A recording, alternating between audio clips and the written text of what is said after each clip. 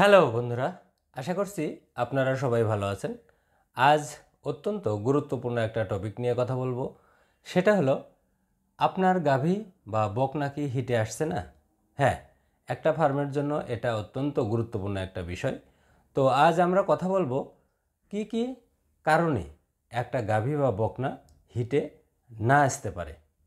আমরা এই একই কারণগুলোকে দুভাবে ব্যাখ্যা করতে পারি। আমরা যদি প্রথমভাবে ব্যাখ্যা করি, তাহলে একটা গাভী বা বকনা যে হিটে আসে না, সেই কারণগুলোকে আমরা দুভাবে ভাগ করতে পারি। এ ফিজিওলজিক্যাল, বি প্যাথোলজিক্যাল। হ্যাঁ, গাভী যে হিটে আসে না, এটাকে আমরা অ্যানিস্টাস বলি। কাজেই আমরা যদি প্রথমটা ফিজিওলজিক্যাল বা শারীরিক কোনো অক্ষমতার কারণে যদি হিটে না আসে, সেটা একটা। আরেকটা হলো প্যাথোলজিক্যাল, অর্থাৎ শরীরে যদি কোনো রোগ থাকে সেটার কারণে যদি হিটে না আসে, সেগুলোকে আমরা প্যাথোলজিক্যাল বলবো। হ্যাঁ, আমরা যদি ফিজিওলজিক্যাল অ্যানিস্টাসের কথা বলি, তাহলে তার ভিতরে আছে যে বিফোর পিউবার্টি, অর্থাৎ একটা বকনা হয়তো এখন পর্যন্ত সে ম্যাচিউর হয় নাই, অর্থাৎ সে বয়ঃসন্ধিতে আসে নাই, কাজেই সে হিটে আসবে না, এটাই স্বাভাবিক।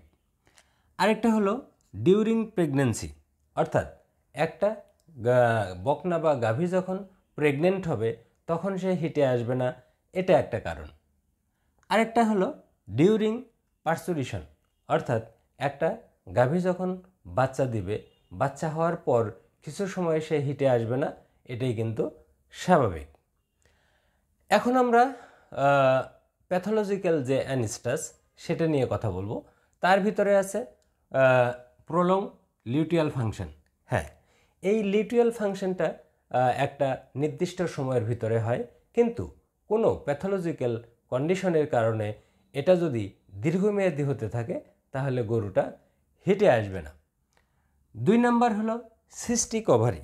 হ্যাঁ, ডিম্বাশয়ে যদি কোনো কারণে সিস্ট ডেভেলপ করে, তাহলেও কিন্তু গরুটা হিটে আসবে না, বিশেষ করে লিউটিয়াল সিস্টের ক্ষেত্রে।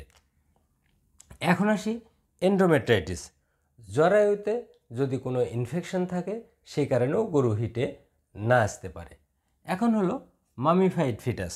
হ্যাঁ, গাভী হয়তো কনসিভ করেছিল এবং ফিটাসটা মারা যাওয়ার পরে সেটা যদি ভেতরে শুকিয়ে যায়, সেটাকে আমরা মামিফাইড ফিটাস বলি।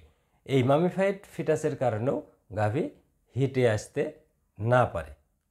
এটা গেল একভাবে। আমরা এই কারণগুলোকেও আবার অন্যভাবেও বলতে পারি। সেক্ষেত্রে আমরা 2 নাম্বার আলোচনা করব। 2 নাম্বারের ভিতরে একটা অংশ হলো এনভায়রনমেন্টাল। হ্যাঁ, এনভায়রনমেন্টাল বা পরিবেশগত যে কারণে একটা প্রাণী হিটে না আসতে পারে, তার ভিতরে একটা আছে সিজনাল, অর্থাৎ ঋতুভিত্তিক। ঘোড়া এবং ভেড়ার ক্ষেত্রে এই সিজনাল যে অ্যানিস্টাস, এটা আমরা বেশি লক্ষ্য করে থাকি। During lactation. হ্যাঁ, যখন একটা গরু দীর্ঘ সময় ধরে দুধ দেয়, সেই দুধ দেওয়ার সময় তার শরীরে প্রোল্যাক্টিন একটা হরমোন নিঃসৃত হয়। এই হরমোন নিঃসরণের ফলে গাভীটা কিন্তু দেরিতে হিটে আসে, অর্থাৎ সে অ্যানিস্টাস কন্ডিশনে থাকে। 3 নম্বর হলো নিউট্রিশনাল ডেফিসিয়েন্সি। হ্যাঁ, একটা গরুর ওজন এবং সে যে পরিমাণ দুধ দেয়, সেই অনুযায়ী তার যদি এনার্জি, ভিটামিন, মিনারেলসের অভাব থাকে, তাহলেও সে কিন্তু অ্যানিস্টাসে থাকতে পারে। এখন আমরা বি নিয়ে কথা বলবো। বিতে আছে ওভারিয়ান অ্যাবনর্মালিটিস। হ্যাঁ, যে গরুতে যে ডিম্বাশয় থাকে, সেখানে বিভিন্ন ধরনের সমস্যা থাকতে পারে। তার ভিতরে একটা হলো ওভারিয়ান হাইপোপ্লাসিয়া। হ্যাঁ, অর্থাৎ ডিম্বাশয় যে সাইজে থাকার কথা, তার চাইতে যদি ছোট অবস্থায় থাকে, সেটাকে আমরা হাইপোপ্লাসিয়া বলি। তো সুইডিশ হাইল্যান্ড জাতের একটা গরু আছে। এই গরুগুলোতে সাধারণত ওভারি যে অবস্থায় থাকার কথা সেই অবস্থায় থাকে না, ফলে এই গরুগুলা অ্যানিস্টাস অবস্থায় থাকে। Free Martin. ফ্রি মার্টিনের ক্ষেত্রে সাধারণত টুইন যদি বাচ্চা হয়, এই বাচ্চার ক্ষেত্রে ফিমেল যে বাচ্চাটা, এই বাচ্চাটায় ওভারির যে পরিমাণ ডেভেলপ হওয়ার কথা, সেই বাচ্চায় ওভারিটা ততটা ডেভেলপ না হয়ে সে রুডিমেন্টারি বা ছোট অবস্থায় থাকে, ফলে স্বাভাবিকভাবে তার যে অ্যাক্টিভিটি সেটা সে শো করে না এবং সে গরুটি অ্যানিস্টাস অবস্থায় থাকে।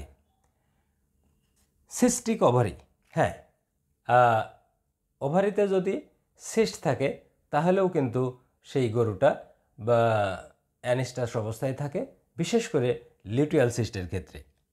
এখন আমরা বলবো যে সি নাম্বার, ইউটেরাইন ফ্যাক্টরস, অর্থাৎ জরায়ুতে কোনো সমস্যা যদি থাকে সেখানেও একটা গরু কিন্তু হিটে না আসতে পারে। সেগুলো কি কি হতে পারে? সেগুলো যেমন পায়োমেট্রা, কোনো ইনফেকশনের কারণে জরায়ুর ভিতরে যদি পুঁজ জমে সেটাকে আমরা পায়োমেট্রা বলি। এই পায়োমেট্রা যদি থাকে তাহলেও কিন্তু একটা গরু হিটে না আসতে পারে। আরেকটা হলো মিউকোমেট্রা, অর্থাৎ জরায়ুর ভিতরে যদি মিউকাস বা মিউসিন জমা হয় তাহলেও একটা গরু কিন্তু হিটে না আসতে পারে। আরেকটা হলো ফিটাল ম্যাসারেশন, হ্যাঁ, গাভী কনসিভ করেছিল, ভিতরে যে ফিটাসটা হয়েছে কোনো ইনফেকশনের কারণে বডির যে হাড় এগুলো ছাড়া বাকি অংশ যদি লাইসিস অর্থাৎ নষ্ট হয়ে যায়, শুধু হাড়গুলো যদি অবশিষ্ট থাকে সেটাকে আমরা বলি ফিটাল ম্যাসারেশন। এরকম কন্ডিশনেও কিন্তু একটা গরু হিটে না আসতে পারে। আরেকটা হলো মামিফাইড ফিটাস, হ্যাঁ, জ্বরের ভিতরে কোনো বাচ্চা ডেভেলপ করার পর কোনো কারণে যদি মারা যায় এবং বাচ্চাটা যদি শুকিয়ে যায়, সে অবস্থায় একটা গরু হিটে না আসতে পারে। তো বন্ধুরা, আজ আমরা কথা বললাম একটা গাভী বা বকনা কি কি কারণে হিটে না আসতে পারে। তো আপনার গরুতে যদি এই সমস্যা থাকে সেটা কি কারণে হতে পারে সেটা যদি আপনি বের করতে পারেন তাহলে এর সমস্যার সমাধান কিন্তু সহজেই আপনি করতে পারবেন। তো বন্ধুরা, আশা করি একটা ফার্ম লাভজনক করতে আপনাকে অবশ্যই নির্দিষ্ট সময়ের ভিতরে একটা গরু হিটে আসতে হবে এবং তাকে কনসিভ করতে হবে, তাহলেই শুধুমাত্র আপনার ফার্মটা লাভজনক হবে। তো বন্ধুরা, আজ এ পর্যন্তই। আমার এই ভিডিওটি যদি আপনাদের ভালো লাগে তাহলে অবশ্যই লাইক করবেন, কমেন্ট করবেন এবং শেয়ার করে অন্যদেরকেও এই তথ্যগুলো জানার সুযোগ করে দেবেন। আর আমার এই চ্যানেলটিকে সাবস্ক্রাইব করে পাশে থাকা বেল আইকনটিকে ক্লিক করে রাখবেন, যাতে পরবর্তীতে এ ধরনের ভিডিও আপলোড করার সাথে সাথেই সহজেই আপনারা এর নোটিফিকেশন পেয়ে যেতে পারেন। আপনাদের সবাইকে ধন্যবাদ।